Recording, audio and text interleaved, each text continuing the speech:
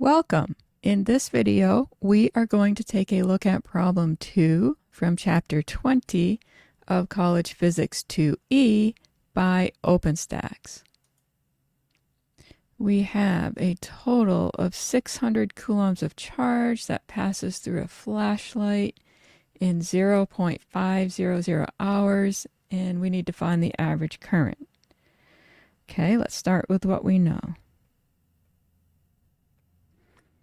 We know we have a delta Q of 600 coulombs. We know we have a delta T of 0.500 hours, and we need to find the current I. Okay, I is equal to delta Q over delta T. So that is going to be 600 coulombs divided by 0.500 hours.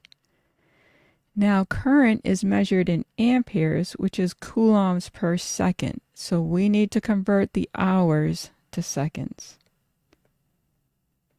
There are 3,600 seconds in 1 hour. I did the computation and I got 0.333 amps. So that's what the current is. I hope you found that helpful. Please leave a comment if you have any suggestions, questions, want to see me solve other problems. Thank you for watching, and I'll see you in the next one.